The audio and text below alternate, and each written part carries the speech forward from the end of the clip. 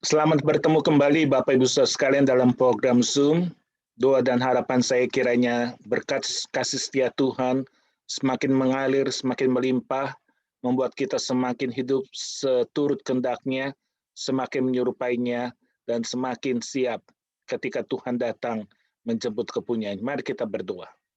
Bapa di dalam surga, terima kasih kalau kembali kami diberikan hak istimewa untuk belajar akan firman-Mu. Tuhan tolong bantu kami untuk bisa mengerti dan melakukan segala kebenaran firman-Mu, supaya kami beroleh hati bijaksana, supaya kami boleh melihat betapa indahnya hidup ini, nama Tuhan dipuji, dimuliakan, dan hidup ini berbuah-buah, banyak hal yang kami lakukan untuk pekerjaan Tuhan, dan kami siap kapanpun Tuhan datang menjemput kami siap untuk bertemu Engkau. Berkati untuk firman-Mu, menjadi rema, menjadi makanan rohani, menumbuhkan, mendewasakan kami, menjadi serupa dengan Engkau. Demi nama Tuhan Yesus kami sudah berdoa. Amin. Hari ini kembali kita akan melanjutkan firman Tuhan. Kita akan membahas dari Injil Matius. Kita belajar dari Injil Matius. Hari ini kita masuk ke satu tema, yaitu tentang mata ganti mata, gigi ganti gigi. Mata ganti mata, gigi ganti gigi, itu terambil dari Matius 5 ayat yang ke-38 sampai 42. Matius 5 ayat 38 sampai 42. Saya akan membacakan dalam bahasa Indonesianya. Kamu telah mendengar firman, mata ganti mata dan gigi ganti gigi. Tetapi aku berkata kepadamu, janganlah kamu melawan orang yang berbuat jahat kepadamu, melainkan siapapun yang menampar pipi kananmu, berilah juga kepadanya pipi kirimu. Dan kepada orang yang hendak mengadukan engkau karena mengingini bajumu, serahkan juga jubahmu. Dan siapapun yang memaksa engkau berjalan sejauh 1 mil, berjalanlah bersama dia sejauh 2 mil.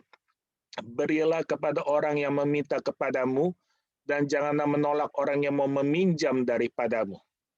Ini adalah sebuah perintah yang sangat sulit untuk dilakukan pada masa saat ini. Karena apa? Firman Tuhan yang Tuhan Yesus ajarkan, kamu telah mendengar firman, mata ganti mata dan gigi ganti gigi. Tetapi aku berkata kepadamu, janganlah kamu melawan orang yang berbuat jahat kepadamu, melainkan siapapun yang menampar pipi kananmu, berilah juga kepadanya pipi kirimu. Bukankah firman Tuhan sudah tertera dengan baik, dengan jelas di dalam kitab Keluaran 21 ayat 24 sampai 25? Mata ganti mata, gigi ganti gigi, tangan ganti tangan, kaki ganti kaki, dan seterusnya di ayat yang ke-24-25. Tetapi kemudian hukum ini kita lihat hasilnya sangat bagus. Karena apa? Memberikan kepastian di dalam hukum itu, dan itu memberikan nilai keadilan yang sangat tinggi, rasa keadilan yang sangat bagus bagi setiap rakyat masyarakat yang berada di suatu daerah. Jadi seorang yang mengalami korban, dia akan mengalami balasan, dia akan menerima upah yang setimpal dengan akibat kerugian yang dialami. Dan yang kedua juga memberikan efek jerak kepada orang untuk berbuat sesuatu yang baik, karena mereka akan berpikir 2 kali untuk melakukan suatu hal yang jahat, suatu hal yang buruk, karena mengingat hukum yang begitu tegas dan begitu jelas, sehingga membuat orang untuk berpikir ulang untuk melakukan kejahatan. Dan kita tahu betapa indahnya, damainya, dan harmonisnya hidup ini apabila hukum ini bisa diterapkan dan sudah diterapkan dengan baik. Namun Tuhan Yesus mengatakan bahwa prinsip ini prinsip yang ada sedikit perubahan, di mana prinsip ini yang kita lihat adalah prinsip bahwa orang yang melukai orang lain harus dihukum dengan derajat yang sama oleh pihak yang dirugikan. Dalam interpretasi yang lain, Itu berarti korban akan menerima kompensasi dari nilai cederanya. Bukankah ini hal yang baik, yang adil? Sehingga kalau orang sudah melakukan hal yang jahat, suatu hal yang merugikan orang lain, kalau masa saat itu dia membuat mata orang lain buta, maka mata dia harus dibutakan. Kemudian dibuat peraturan yang lebih baik, di mana sudahlah, engkau tidak perlu dibutakan, tapi engkau harus ganti rugi karena menyebabkan orang lain jadi buta. Dan ini berupa kompensasi yang senilai dari nilai cederanya. Sehingga kompensasi itu dianggap cukup adil memberikan bantuan bagi nilai cedera yang dialami korban. Sehingga untuk setiap kesalahan yang dilakukan harus ada kompensasi menurut ukuran keadilan. Dan dampaknya luar biasa. Saya masih ingat waktu zaman Jepang, orang tua sering berkata, walaupun sudah miskin, kekurangan pangan, mereka tidak berani menyolong karena hukuman Jepang itu sangat jelas, ketahuan mencuri harus potong tangan, sehingga orang saat itu walaupun sudah miskin, tidak ada makanan, mereka tidak berani untuk mencuri karena takut ketangkap dan dipotong tangannya. Dan akibatnya sungguh keadaan saat itu tetap aman, terkendali karena hukumnya begitu jelas dan tegas. Jadi maksud mata ganti mata adalah prinsip siapa yang melukai orang lain harus dihukum, dan dapat yang jadi korban akan menerima kompensasi dari nilai cederanya. Tetapi Tuhan Yesus mengajarkan sesuatu hal yang lain. Tuhan berkata, tetapi aku berkata kepadamu, janganlah kamu melawan orang yang berbuat jahat kepadamu, melainkan siapapun yang menampar pipi kananmu, berilah juga kepadanya pipi kirimu. Tentu hukum ini adalah hukum perorangan, satu orang dengan pihak lain, tapi bukan hukum untuk bernegara. Ini hukum dalam kehidupan bermasyarakat, di mana Tuhan mengajarkan jangan melawan orang yang berbuat jahat kepadamu. Siapa yang menampar pipi kananmu, berilah juga pipi kirimu. Dalam kehidupan bermasyarakat, hukum ini harus diterapkan. Jadi apa yang Tuhan Yesus ajarkan, jangan untuk membalas kejahatan orang. Hukum ini kelihatannya sangat sulit karena seorang harus menahan sabar, harus bisa mengendalikan emosinya, karena dia merasakan ketidakadilan dan dia hanya bisa menyerahkan semuanya ke dalam tangan Tuhan. Dia harus menahan perasaannya karena dia merasa dirugikan jadi korban, tapi dia tidak boleh membalas. Dan orang Kristen itu seperti orang yang tidak ada pertolongan, seperti domba yang siap untuk dibantai, yang siap untuk disembelih kapanpun, karena tidak boleh melawan dan tidak ada perlawanan. Sangat lemah dan siap untuk menjadi korban kapanpun itu terjadi sewaktu-waktu. Jadi hukum ini sangat sulit kelihatannya, karena menjadikan orang Kristen seperti sangat lemah, tidak berdaya untuk melakukan pembalasan atau melindungi diri. Dan Tuhan juga mengajarkan hal yang kedua, dan ini lebih sulit lagi. Tuhan mengatakan, siapa yang menampar pipi kananmu, berilah kepadanya pipi kirimu. Sudah ditampar, kasihlah pipi kirimu. Ini hal yang sangat susah, sangat sulit, karena ini memberikan respon untuk siap dilukai tanpa pembalasan, dan mengizinkan untuk luka yang lain, dilukai untuk hal yang lain. Jadi membuka diri untuk lebih dilukai lagi. Bukankah hukum ini sangat susah untuk diterapkan pada masa-masa sekarang ini? Dan Tuhan mengatakan kita tidak punya hak untuk membalas. Dan di dalam Roma 12 ayat 19 berkata bahwa jangan kita menuntut balas, karena pembalasan itu adalah haknya Tuhan. Dan biarlah kita menyerahkan itu kepada murka Allah, Karena seperti ada tertulis, pembalasan adalah hakku, kata Tuhan. Dan itu juga tertulis dari kitab Ulangan 32 ayat yang ke-35a. Namun demikian, Tuhan mengizinkan kita untuk masih boleh bertanya. Kita tidak boleh menuntut balas, mengadakan pembalasan, tapi kita boleh untuk bertanya. Tuhan sendiri pun bertanya dalam Yohanes 18 ayat 23. Ketika seorang mengatakan yang lain, dan dia berkata, kalau saya mengatakan suatu pernyataan yang salah dan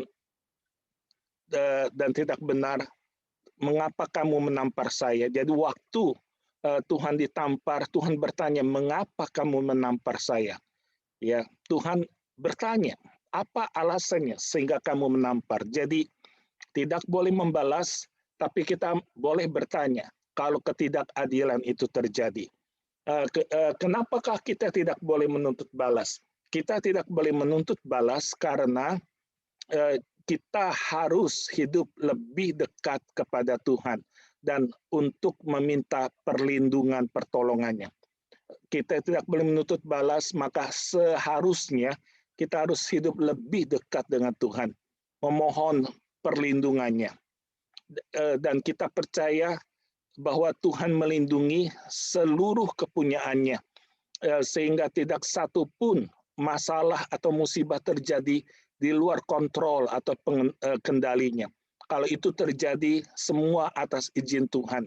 Tugas kita adalah bagaimana kita berlindung dalam kepak sayapnya. Kita mencari pertolongan Tuhan, sehingga kita diliputkan dari segala niat-niat orang jahat, dari segala musibah mara bahaya. Dan dalam hal ini juga kita harus lebih berhati-hati dalam kehidupan sosial, dalam bersosialisasi, karena kita tidak ada hak untuk membalas.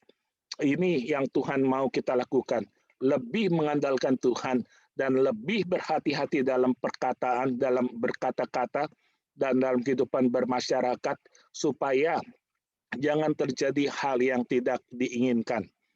Karena kita tidak punya hak untuk menuntut balas sekali apapun. Dan Galatia 6 ayat ke-7 berkata bahwa setiap perbuatan jahat pasti akan ada balasannya. Karena apa yang ditanam itu juga yang akan dituai. Jadi Tuhan tidak pernah tutup mata, Tuhan tidak pernah tinggal diam. Di mana ada ketidakadilan, di mana ada satu hal yang ditanam ketidakadilan, maka orang yang jahat itu pasti akan menuainya, pasti akan menerima balasannya. Karena Tuhan tidak bisa dipermainkan. Tuhan melihat, Tuhan menyaksikan segala perbuatan, segala hal yang dilakukan orang, baik yang baik ataupun yang jahat. Maka segala yang jahat suatu saat orang yang melakukan itu akan menerima balasannya, bahkan berkali-kali lebih buruk dari apa yang pernah dia lakukannya. Dan Tuhan juga mengajarkan hal yang kedua. Kalau seorang ingin menuntut bajumu, berikan juga jubahmu. Ini hal yang sulit lagi. Kalau seorang ingin menuntut bajumu, pakaianmu, berikan juga jubahmu. Bukankah jubah lebih mahal? Pakaian yang dipakai itu lebih murah. Jadi kalau orang ingin pakaianmu, sekalian saja kasih jubahmu. Ini maksudnya apa? Ini maksudnya adalah dalam hal ini kita tidak boleh berkelahi, bertengkar dengan orang-orang di dalam pengadilan. Jadi jangan suka untuk masuk ke pengadilan. Tapi kalau orang ingin menuntut suatu daripadamu, berikanlah supaya engkau terhindar dari pengadilan. Jadi apa yang orang lain ingin, berilah kepadanya. Dan ini yang Tuhan maksud. Jadi biarlah dia memperoleh apa yang dia mau. Karena Tuhan ingin kita mengasihi musuh-musuh kita. Tuhan ingin kita mengasihi musuh, bukan untuk membalasnya, bukan untuk membencinya. Dan Tuhan juga mengajarkan siapa yang memaksa engkau berjalan 1 mil, berjalanlah dengannya sejauh 2 mil. Berilah kepada orang yang meminta padamu, dan jangan menolak orang yang ingin meminjam daripadamu. Apa yang Tuhan maksud dalam hal ini? Jadi Tuhan Yesus memberikan perintah seperti ini, maksudnya apa? Karena saat itu kita tahu orang-orang Yahudi, orang-orang Israel, mereka sedang dijajah oleh pemerintahan Kaisar Romawi, dan orang-orang Romawi, prajurit-prajurit Romawi ini ataupun pegawai-pegawai pemerintah, mereka suka memakai fasilitas dengan memaksa orang-orang yang dia temui, yaitu orang masyarakat Yahudi, untuk membawa barang-barang yang mereka bawa saat itu. Jadi untuk membantu membawa barang-barang mereka untuk berjalan. Dan ini mereka suka lakukan untuk memaksa. Jadi kalau seorang disuruh untuk membawa peralatan perang ataupun alat-alat yang dipakai untuk meringankan beban, dia mengajak orang untuk bantu bawa barang-barang yang sedang dia kenakan itu, setiap orang harus melakukannya. Kalau seorang berani menolak, maka hukuman yang saat itu terjadi adalah orang yang menolak apa yang diminta oleh pasukan Romawi atau pegawai pemerintahan, dia harus dicambuk. Dan ini hukuman yang berat. Jadi kalau disuruh harus mau, tidak boleh mengatakan tidak. Dan Tuhan mengajarkan kalau orang berjalan 1 mil, Anda bisa bayangkan dia sedang melakukan tugasnya, dan dia ataupun dia sendiri membawa barangnya sendiri, kemudian ada tentara Romawi menyuruh dia berjalan 1 mil, maka dia harus tinggalkan barangnya saat itu di tempat itu, dia harus membawa barang perlengkapan dari tentara Romawi itu 1 mil, kemudian dia harus balik lagi, berarti dia harus berjalan 2 mil. Dan Tuhan berkata, tidak cukup engkau berjalan 1 mil. Kalau dia menyuruh 1 mil, karena hukum yang berlaku saat itu 1 mil, siapkan dirimu kalau dia minta lebih, dan atau kamu menawarkan diri, saya siap membawa sejauh 2 mil tanpa imbalan apapun, walaupun hukumnya hanya 1 mil, katakan Anda siap berjalan 2 mil, walaupun resikonya Anda berarti harus berjalan 4 mil. Dalam hal ini, perbuatan baik itu dinyatakan, sehingga berjalan 1 mil dan kita menawarkan 2 mil, itu bukan sebagai hukuman, tapi sebagai bukti kita mengasihi orang itu. Dan ini Tuhan mau kita lakukan. Jadi bukan melakukan apa yang diminta, tapi memberikan kasih sebagai bukti bahwa kita mengasihi musuh kita. Walaupun itu amat berat, tapi hasilnya sangat luar biasa. Nyatakan kasih itu kepada musuh, bukan untuk membenci, bahkan menawarkan lebih lagi, supaya musuh itu melihat betapa kita mengasihi orang-orang yang berbuat sewenang-wenang ini. Dan Tuhan juga mengajarkan, berilah kepada orang yang meminta kepadamu, dan janganlah menolak seorang yang ingin meminjam kepadamu. Jadi kalau ini ada kartunya, kalau orang ingin meminjam 1, kasihlah 2, ya. Dan di sini contohnya, dia ingin minta 1 cangkir gula, tapi Tuhan kasih 2 cangkir gula kepada dia. Jadi dalam hal ini kita harus bermurah hati untuk membantu orang-orang yang membutuhkan pertolongan. Dalam hal ini saya cuplik perkataan dari Martin Luther dan dari John Calvin. Luther berpendapat ayat tersebut dibatasi hanya untuk mereka yang membutuhkan bantuan. Jadi kalau orang membutuhkan bantuan dana, segeralah membantu orang itu. Jadi jangan ulur waktu, jangan persulit. Jadi ayat ini hanya untuk membantu orang yang membutuhkan bantuan dana karena kondisinya darurat, ya. Dan Calvin menyatakan bahwa sifat kemurahan hal itu penting namun di sisi lain seorang tidak boleh boros. Jadi kita harus siap membantu, di sisi lain jangan karena kita bermurah hati suka